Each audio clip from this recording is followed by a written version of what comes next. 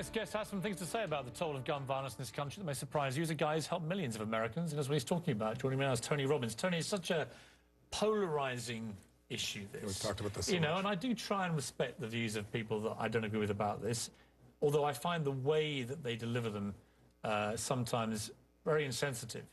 What is your view of guns generally? Well, I think the first issue for me is what's really happening. What's really happening in our culture. And I think what's beautiful is, as painful as this is, human beings can change one of two ways. They can change because there's an opportunity, they just decide go make it happen, or they do it because they're at a threshold. And America's at a threshold. The stacking of these brutal effects, especially on young children, I think has pushed us to a point where gun owners are saying something's got to be done. And that's creating an environment where real change can occur. I think the most important thing is, besides the discussions about the how, is for us to look at each other, no matter what side. I have friends on both sides of this issue, very good friends on both sides of the issue. And it's the ability for us to get them to see, hey, listen, everybody has pure intent. We all want the exact same thing. That young man that was on earlier, obviously Gabby, obviously Mark, yourself, myself, we all want to make sure our kids are safe. We all want to make sure that our family, our husbands, wives, mothers and fathers are safe. We all want to make sure people are respected. So we've forgotten that, and when we go to polarize, it's kind of like if you put your fist out and I push on you like this, what happens? 9/9 of the people are going to do that, push right back.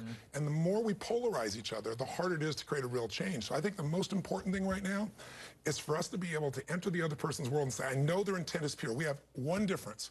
The differences in different parts of this country is how to do it. And what's encouraging is the vice president today saying, look, we're truly going to sit down and hear from every faction and look at what the solutions are.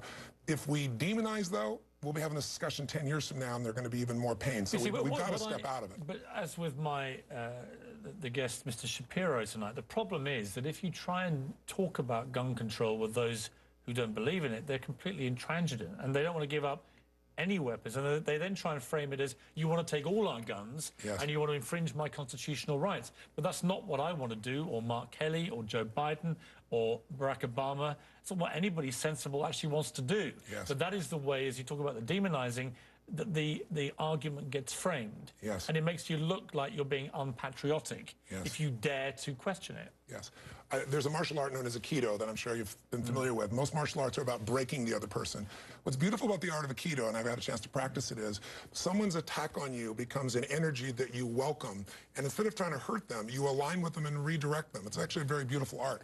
That's really what we're not doing on the economy, on guns, or any other part. We've become more and more polarized. So there is a solution. That is, if you can allow it, as I watched you do here, you took a lot more in. You took umbrance, obviously, to the idea that you're stepping on graves, which anyone would. But it was very different than even for yourself when you're saying you're wrong. It makes it hard, and I've done the same thing when you're passionate. Listen, I'm trying to be fair-minded. I'm trying to listen to the debate. What I find hard is when I am categorized as being some raging lefty who hates the Constitution. I totally respect and admire the Constitution and the Second Amendment and an American's right to defend themselves at home. What I haven't heard yet, and he couldn't give me one, is a coherent argument for why any civilian actually needs one of these assault weapons. And I don't think anybody does. And you've got to make a stand somewhere, and you have to start somewhere. And the logical place to start, given that automatic weapons are banned, is you go to the next level down, semi-automatic weapons. And, in an ideal world, I'd have all guns gone, as we have in Britain. But this is not my country, and I respect the fact that most Americans wouldn't wear that kind of argument. But that's why I feel angry when I'm being categorized in a way that I think is wrong. But I agree with you, and I thought it was unfair what he said, and I'm not saying that to blow smoke in your direction.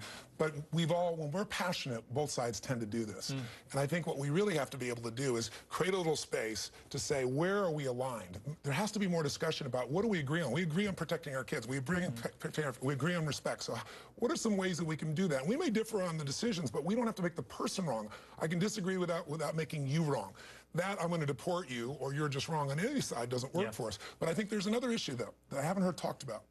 We're not going to eliminate guns in this country. There's 300 million of them, right? Regardless of your point of view. And people are still not noticing who is creating this havoc, the who. And I don't mean just mentally ill. It's young males. How many young females have done this? Almost all the recent massacres have been young men. And even if you look through history, you'll find it's almost. And there's a reason. Young males get filled with testosterone at a young age. And when they have these strong emotions, no one has taught them. All cultures, Piers, have had a transition from being a child to being an adult, and that transition is about how to use power responsibly so that you protect and care.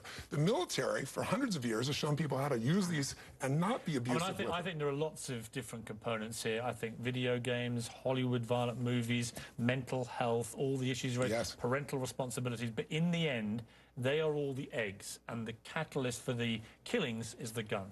Tony, it's good to see you. Thank you again. Thanks for having me. We've got a big 1 hour special coming up in a couple of weeks. Looking forward to that very much. Me too. We'll be right back.